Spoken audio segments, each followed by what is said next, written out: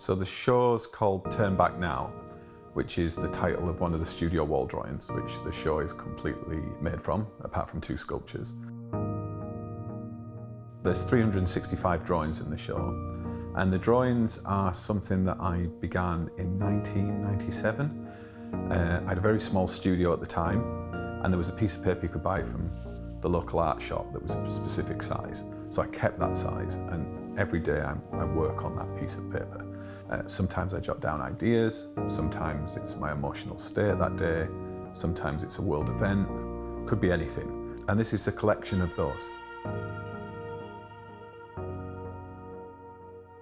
This is the morning, 11th of Jan, found out about David Bowie's death.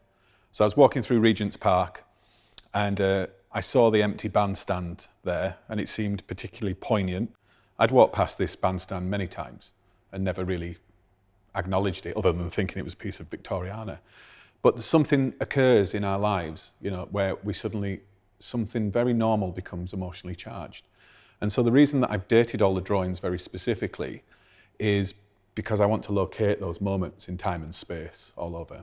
Because when you get a lot of them together, there's something else occurs more than the individual events of a drawing. It's something about that passing of time, that's something about the kind of pathos of it when you see a collection of moments like this. So I tend to think about the studio wall drawings as big blocks of time, or big blocks of association, and interesting things that happen, that the way your subconscious works, the way that little associations happen throughout time that you didn't realise you're repeating, and you realise they must be important to you in some way. And I've always said there's somewhere between a sketchbook, a drawing, a painting, a journal and a poem, and they occupy this very free space, and it's in that looseness that I'm able to do what I do with them. This is the biggest room, and there are 3 rooms on the ground floor of the Jerwood. And so I split the drawings, because there's many of them, into 3 different sections. This one's the human scale, so all the events that we know and love, everything that happens to you, relationships and deaths and births and artistic outputs. And then the other 2 rooms are more to do with those different scales, which we're in the middle of. So one's a microcosmic room, and so it's all atoms and electrons and elements, microchips, everything that's smaller than us. And then the other room is the cosmological room, and that's everything that's out there. I tend to only think about collating, curating the images when there is an exhibition of some kind. That is part of the work process. The work's not really finished until it's arranged into a block or into a group of them. And then this is when the sort of interest in composition occurs. It's a bit like a symphony or something that has different movements. There are bits that are slow, there are bits that are fast, and you want to kind of arrange them in some way. How the little parts fit together, like atoms form cells that form an organism. That's the level I feel like I'm really composing at that level. The individual drawings are just notes or instruments or something.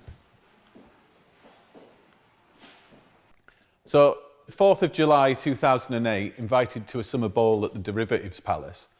There was a lot of worry about the subprime market and all this stuff that was going on. I came across this image of a house, I think it's in Detroit, that's all crumbling down, and I got this drawing came to mind of things being propped up that were not based on any utility, any reality, and then there was this thing that's so solid, a house that's kind of collapsing. And so I painted this, and so it becomes this kind of prophetic moment when, it's July 2008, and if we go over here to November 2008, we have this, the banker's draft, still they flog the deformed horse.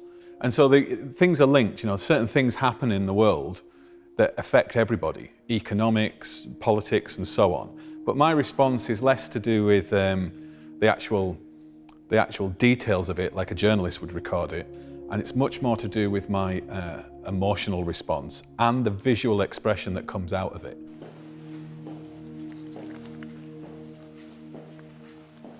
The evolution of my history has occurred over 20 years, but society's changed dramatically over 20 years. So now we've got iPhones and everyone's got social media. So almost everybody is doing studio wall drawings now. They're like posting a picture of what they see out of their window, and we're all doing it, and it's all integrated. So it's a really curious thing that now these look rather antiquated to be on paper and to be going through the process. But for me, that's quite meditative, and it's quite interesting because you have to slow down, and unlike snapping whatever you found on the internet and putting it on Facebook or Instagram, you have to stop and say, okay, of all the things I could possibly do this morning, what's moving me to, what's emerging in me?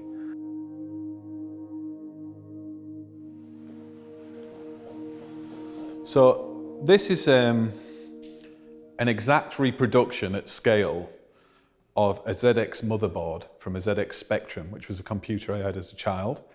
And when I took the computer apart, because it wasn't working, and looked at the architecture of it, I was struck by just how much it looked like a kind of a space-age city, that the architecture was unknown to me, that it was a mystery to me how it worked. I guess it stands as a metaphor for me about our thinking. You know, we can think our thoughts, we can make our drawings, we can do our gestures in the world, but we don't really write the architecture of our brains or the biology that we exist in, or even the ontological existence of everything that's there. So the piece is called A Mystery to Myself, and it's really in the center of all these drawings, sort of stating that kind of basic level of ignorance. What I hope that does come across, or I'd like to come from the show, is that it's really not just about me and my world. It's not just autobiographical, I hope.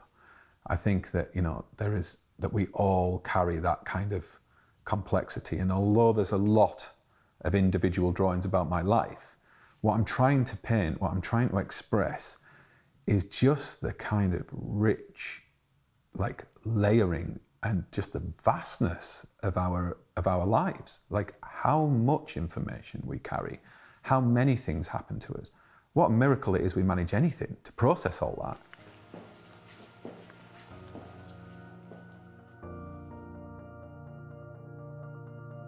So this is the final piece in the show. It's a 9-part studio wall drawing at full scale. Everything we've seen in the show, and literally every human event, all of history, all the things that have happened to me and all the marks that have been made and all your experiences looking at those works can all be surmised as a single dot on this huge scale. And this is only one of a trillion galaxies in the universe. So I painted the whole thing with a toothbrush to try and get that 100 billion stars feeling for it. And I think that scale is the thing that we have to deal with every day. I think actually if we dealt with that scale a little more, we'd have less problems, you know, because we'd be working at a more, you know, we'd understand ourselves a little more. That's the piece, and it's a kind of good full stop for me.